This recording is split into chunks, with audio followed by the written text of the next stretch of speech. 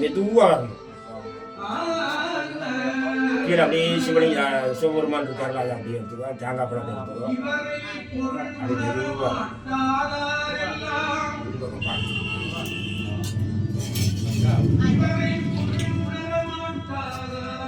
அப்படியே மெதுவாக அப்படியே சிவலிங்கத்தை எடுத்து அந்த சிவனை எடுத்துட்டியா பார்த்து நான் பார்த்துருக்கேன். சொல்லி சொல்கிற மாதிரி செய்யுது. இந்த சிவலிங்கத்தை நல்ல குளோஸில் எடுத்து இந்த விளக்க மட்டும் நல்ல நல்ல ஃபுல்லாக எடுத்து. ஏன்னா இதான் இன்னைக்குள்ள நிகழ்ச்சிக்குள்ள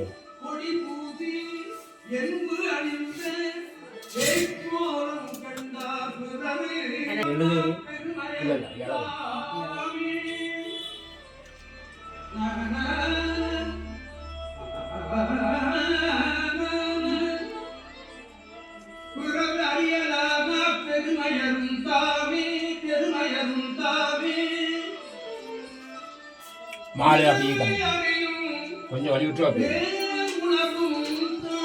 நீண்ட மாதிரி அப்படியே எடுத்து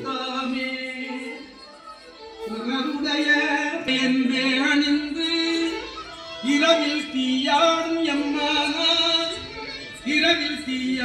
எம்மா வன்பேயும் தாமும் மகிழ்ந்து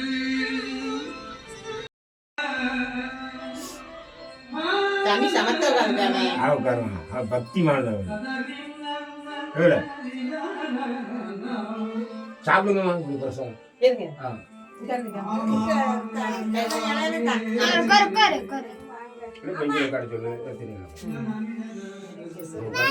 என்னது சுண்டல் சாப்பிடு, சுண்டல் சுண்டல் சாப்பிடு. அப்படி அப்படி எடுத்துலாம்.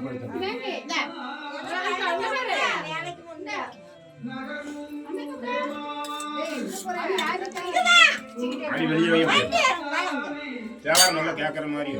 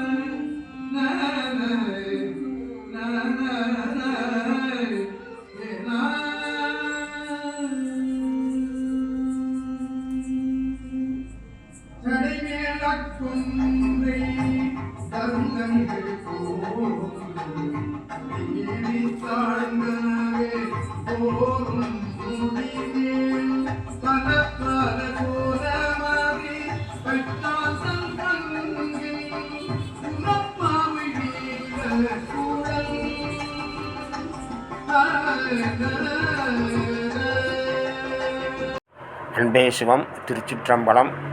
பங்குனி திருவாதிரை அந்தாதி திருவிழாவை சுமார் 1500 ஆண்டுகளுக்கு பின்பு இப்பொழுது 2026 பங்குனி 12 திருவாதிரை அன்றைக்கு இறைவனுடைய திருவருளாலும் அம்மையாருடைய திருவருளாலும் இனிதாக சிறப்பாக நடைபெற்றது. அது காலையில் சிவபூஜை, அதிகாலையில் சிவபூஜை, அதற்கப்புறம் காரைக்கால் அம்மையார் பதிகம் முற்றுவதுதல். அந்த பொங்கலிட்டு அந்த எந்த இடத்தில் அம்மையார் பாடி சென்றாரோ அந்த இடத்திற்கு சென்று அங்கே பொங்கலிட்டு பரமதத்தன் குலதெய்வமாக வழிபட்டதனால் குலதெய்வத்துக்கு ஒரு பொங்கலிட்டு அம்மையார் அருளிய பாடலை முழுதும் ஓதினோம். மதியம் அன்னதானம், மாலையில் திருவழுக்கு வழிபாடு என்று அழைப்புதல் பெற்றிருந்தோம். அந்த வழிபாட்டை தான் இப்பொழுது சீரும் சிறப்போடு காமித்து கொண்டிருக்கின்றோம். நிகழ்வு சிறப்பாக நடைபெற்றது.